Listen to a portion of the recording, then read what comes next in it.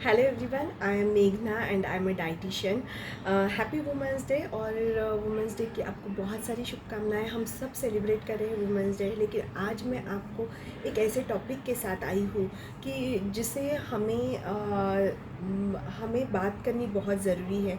और as a dietitian मुझे लगता है मुझे आपको बताना चाहिए। हम हमेशा देखते हैं कि हमारे बेली फैट्स बढ़ रहे हैं, जो जो भी है, मतलब हम बहुत पतले भी हैं तो भी बेली फैट्स बढ़ते हैं, हमारा वेट कंटिन्यूएशन में बढ़ता है। तो कुछ बहुत इंपॉर्टेंट छोटी छोटी चीज़ें हैं जो आज मैं आपको हट के बताना चाहती हूँ, और जिसकी वजह से आप जो बेली फैट है वो कम करने के लिए आपको हेल्प करेंगी। ये छोटी छोटी टिप्स भी अगर आप फॉलो करते हैं तो डेफिनेटली आपको उसका फ़ायदा होगा। मैं जो नॉर्मली बताया जाता है उससे कुछ हट के बताना चाहती हूँ आज। और चलिए बात करते हैं उसके बारे में। अभी क्या होता है कि जब भी किसी का कुछ बच जाता है, हमारे बच्चों का बचता है या फिर थोड़ा सा भी कुछ बच जाता है, तो वो एक दो जो निवाले होते हैं वो हम खाते हैं। तो उसकी हमें ज़रूरत नहीं होती है, लेकिन वो वेस्ट क्यों जाए इसके लिए हम खाते हैं और हम हमारी कैलोरीज बढ़ा देते हैं। अभी आप सोचिए कि वो हमारे बॉडी में भी आके वेस्ट ही जाने वाला है। सो फॉरगेट इट, मत खाइए उसको, क्योंकि उसकी हमें ज़रूरत नहीं है। हमें हमारे हमारे जो प्लेट में होता है उसी खाने की ज़रूरत है। अगर बच्चा नहीं खा रहा है या फिर और किसी का बचा हुआ है और वो अपनी इतने मेहनत से बनाया है और उसे नहीं खाना चाहिए या उससे वेस्ट नहीं जाना चाहिए, उसके लिए अगर आप खा रहे हैं तो वो आपके लिए भी वेस्ट ही होने वाला है, क्योंकि उसके लिए आपको बहुत ज़्यादा कैलोरीज बर्न करनी पड़ेगी। So don't have it. Second thing is कि लेफ़्ट ओवर जो भी कभी एक आध रोटी बच जाती है, कभी राइस बच जाता है, कभी सब्जियां बच जाती है और फिर हम प्री हीट करते हैं या हम माइक्रोवेव में डालते हैं और उसको फिर से खाने की कोशिश करते हैं। एक्चुअली उसमें कुछ भी न्यूट्रिशन नहीं होता है, क्योंकि मैं हमेशा बोलती हूँ कि उगने से लेके आपके पेट जाने का रास्ता जितना कम होगा उतना न्यूट्रिशन वैल्यू आपको न्यूट्रिटिव वैल्यू या न्यूट्रिशन जो उस फूड में होता है वो ज़्यादा से ज़्यादा मिलेगा।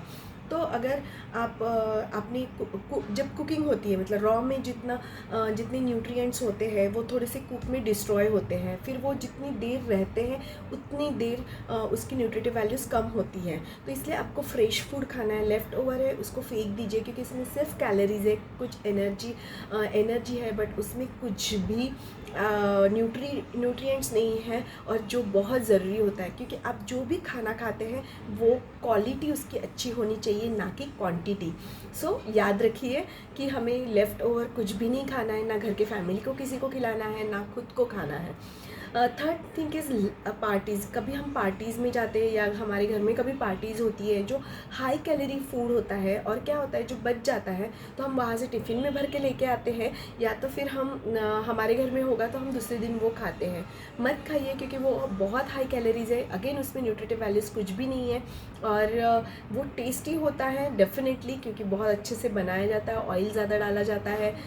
जो जो हम कर सकते हैं, स्वीट से तो ज़्यादा शुगर डाली जाती है, बट उसको मत खाइए। उस दिन में आपने जो गलतियाँ की है, कैलोरीज ज़्यादा ली है, फॉरगेट अबाउट दैट, बट उसको फिर से कंटिन्यू मत कीजिए। दूसरे दिन लेफ़्ट ओवर फूड जो पार्टीज़ में बचा हुआ रहता है, या हम किसी के घर में जाते हैं और वहाँ से टिफ़िन लेके आते हैं, वो हमें नहीं करना है। हमें हमारी कैलोरीज नहीं बढ़ानी है। इम्पॉर्टेंट थिंग इज़, जब भी हम होटल में जाते हैं तो होटल में क्या होता है कि कुछ बच जाता है तो हम लोग लेके आते हैं। आप लेके आइए, लेकिन आप अपनी मतलब किसी और को दे दीजिए जिनको कभी भी खाने को नहीं मिलता है। जैसे कि आपके घर में कोई मेड है या फिर और बाहर में कहीं पे आप दे सकते हैं, तो पर आप मत खाइए, क्योंकि उसमें अगेन आपकी कैलोरीज, और ऑलरेडी आप होटल में जाके गड़बड़ कर चुके हैं, आपने हाई कैलोरीज का डाइट ले लिया है, और उसके बाद में फिर से आप और हाई कैलोरीज खा के आप अपनी कैलोरीज और बढ़ा रहे हैं। और डेफिनेटली ये जो ऑयल है या ये जो हाई कैलोरीज है, उनकी ग्रेवी में जो कुछ भी जैसे कि कैशू नट्स की पेस्ट डाली जाती है, sometimes they are using hydrogenated oil, और ये सब जो होता है उसका इफ़ेक्ट आपके वेट के ऊपर होता है, पड़ेगा ही पड़ेगा। आपका वेट बढ़ेगा, आपके बेली फैट्स बढ़ेंगे, और उसके साथ साथ आपको बाकी की जो प्रॉब्लम्स होते हैं, जैसे heart problems and all that things, इसके लिए भी हम प्रोन होंगे। सो बी अवेयर, जब भी आप एनर्जी या कैलोरीज़ लेते हैं तो आपको पता होना चाहिए कि आपको कितनी कैलोरीज़ की ज़रूरत है और उतनी ही कैलोरीज़ लेनी चाहिए। और ये छोटी छोटी चीज़ों से जो हमारे इसमें कैलोरीज़ जाती है उसको हमें अवॉइड करना है।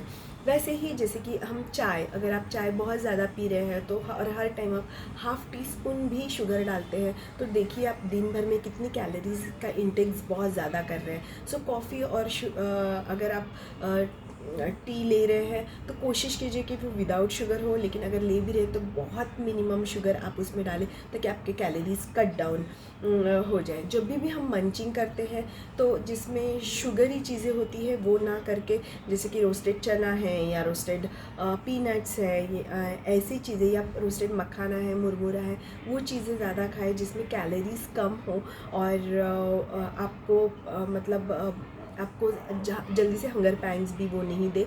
वैसे ही जैसे हम शरबत या अभी पना आएगा या मैंगो जूस आएंगे तो उसमें हिडन शुगर बहुत ज़्यादा होती है, आपको पता भी नहीं चलेगा। जो बनाता है उसको पता है कि उसने 2-3 कप शुगर डाली है वो पना बनाने के लिए। तो बी अवेयर अबाउट दैट। बहुत शरबत पीते वक्त सोच के पीजिए। लस्सी, जो आपको मार्केट में लस्सी के पैकेट्स आते हैं कि उसमें कितना शुगर है, यू शुड अंडरस्टैंड। और ये छोटी छोटी जो कैलोरीज़ होती है उसको भी आप अवॉइड करेंगे ना तो आपका वेट नहीं बढ़ेगा, आपके बेली फैट्स नहीं बढ़ेंगे। इसी नोट के साथ कि कैलोरीज़ हमें रिस्ट्रिक्ट करना बहुत ज़रूरी है।